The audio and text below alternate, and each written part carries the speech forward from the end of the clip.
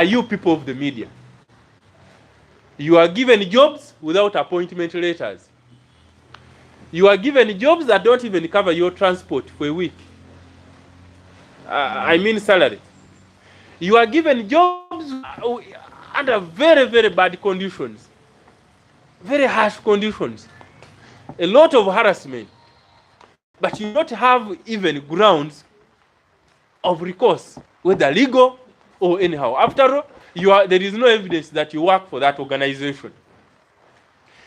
These Chinese and these Indians, I am not saying them in the negative sense, but I'm saying some of them are mistreating our people. Our people are getting mistreated, brutalized, some of them beaten, some of them are, like in these factories. I know of many who come in here, their hands are eaten up by machines, but they don't have even an ID of that company. They don't have an appointment letter. They don't have anything. So you cannot even help them. Their salary at all, their wage alone is so pathetic. So we think that any caring government, because you cannot now blame these investors, we must blame the government whose duty is to protect and work in the interest of the country. So we think that if we want to still continue celebrating this day, we must have a wage bill reasonable enough to cater for the interest of a Ugandan worker. Number two is capital repatriation. Oh my God, this is where I think the devil itself works. There is no country there are few countries, unless the completely failed ones, there's no government in the world that allows the repatriation the way this government allows. So much that we have, the day anything happens, they will simply, even laptops, I think, even the laptops they use in their offices are not theirs. I think they are hired. That is how terrible it is. So we can't continue like this as a country. You subject your own workers under very, very bad working conditions. And even the profit made out of their sweat is all taken. We want to ask, we know that you have no sense of shame, NRM government led by that gentleman. But could you kindly have some sense of direction? At least pretend. At least pretend. Because this is too much. The issue in the banking sector. By the way, remember that Uganda now owns almost no bank, owns almost no, we have nothing as an asset. So all the assets are actually money-making assets and repatriated out of Uganda. So we can't continue like this. You see? So we think that there must be a law on capital repatriation. We need a bill on capital repatriation, properly discussed, reflecting and understanding all our conditions, the labor condition in this country. Because it will also help us in many other things. We have our females, our sisters, our girls going into these companies and sexually harassed. I know even you men are sexually harassed, although you are bold enough not to tell us. Some of you enjoy the harassment, but you see, it is so bad. It is so pathetic. So we need a law on capital repatriation. The third one, we need. There is this. This government has subjected Ugandans, young people especially, to voluntarily surrender to modern day slavery. And you know what? You or we, their brothers and sisters, have now have come up with very derogatory names. Some of them are called Kadama, Bamubiyumba, and so on and so forth. Now, they live here. Some of them go in and work in very hard conditions. Those in the Middle East, those ones you call Bakadama alone, out of the foreign earning from our people from here earning, I mean remitting back, they contribute up to 70%. Now, we think that the importance attached to them would be would correlate with their contribution. Unfortunately, they are the most neglected. I hear Minister of Labor there.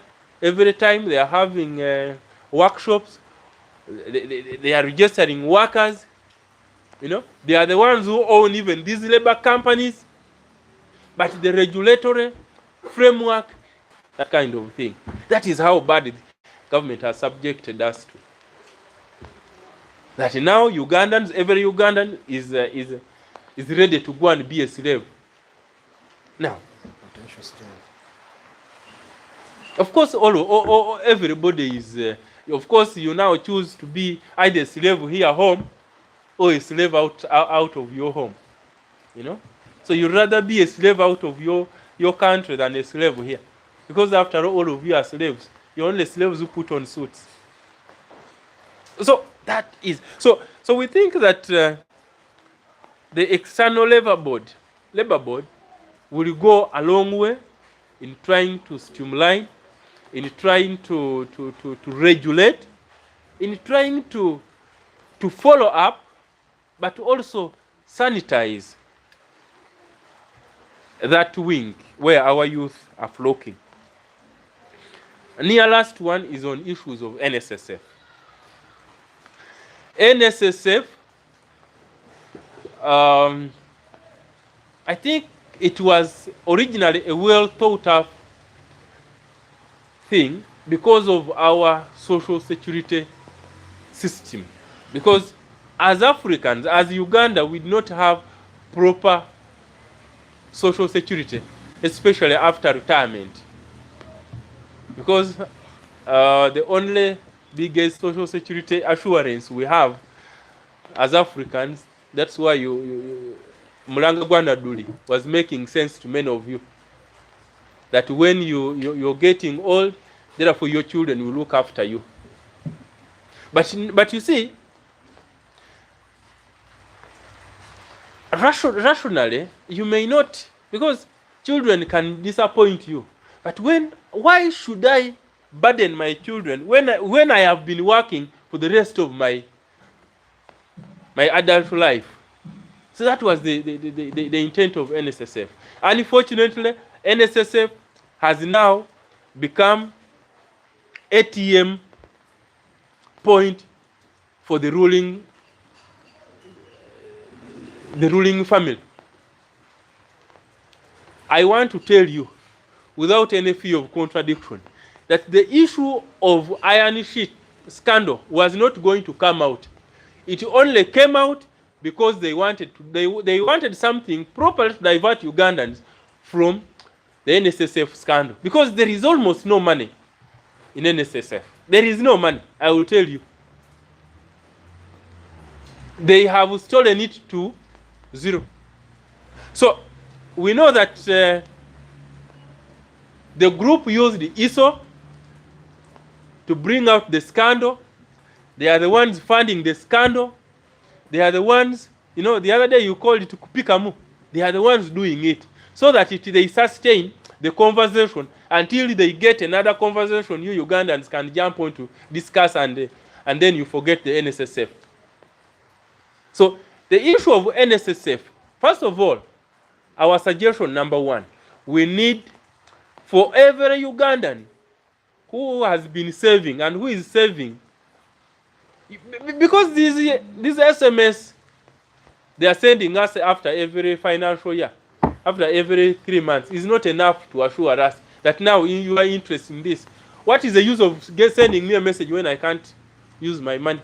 So we think, number one, we need an international audit firm to audit that fund properly, so that we know, so that we have, not these ones of Uganda that whose reports can easily be doctored through a phone call or a WhatsApp message.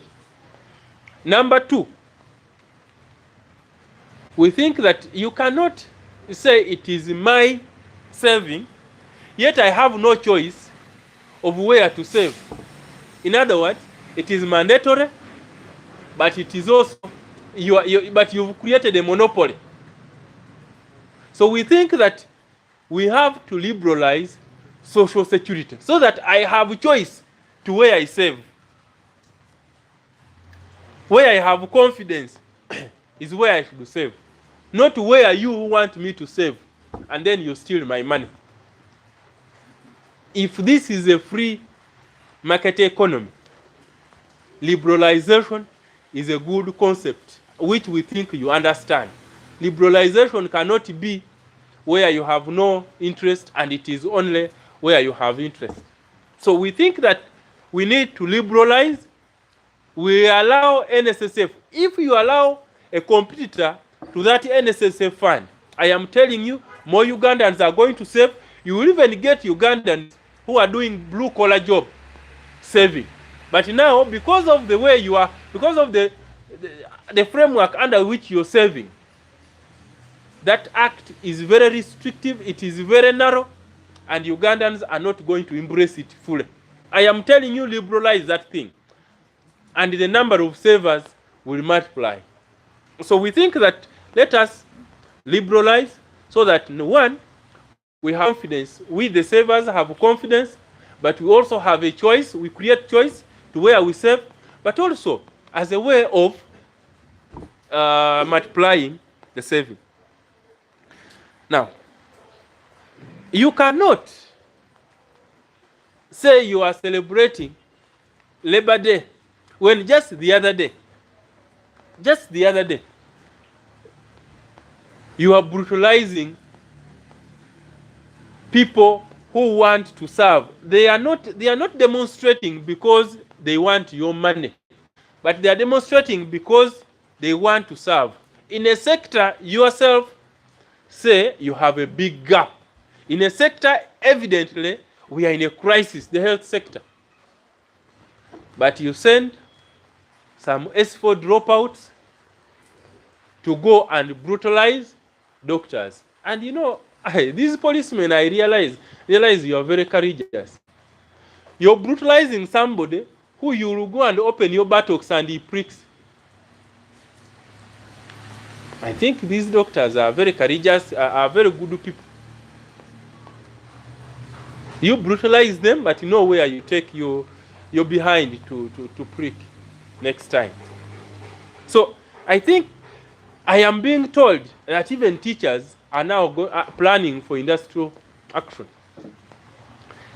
The labor unions we have in this country have become branches of the ruling NRM. Not to what? You know, sometimes the chairman general goes the other side. Sometimes he says I'm the chairman general. Sometimes I am an NRM activist. We know that for worldwide, conditions of workers have always been fought for by unions. Unions have always been nursery beds for leadership all over. Independence leaders, nearly all of them came from labor unions. Now, these labor unions have been doing so that we have a day when we can simply. I think these reckless statements being made by Minister for Education, who is also the First Lady, those are reckless statements. We do not need them. You can't begin telling us that your husband has sacrificed for this country. Okay, quantify the sacrifice your husband has made. We see if in the 40 years he has not paid himself. Okay, you subject the Ugandan teachers to the conditions Museveni Museveni, who does not even know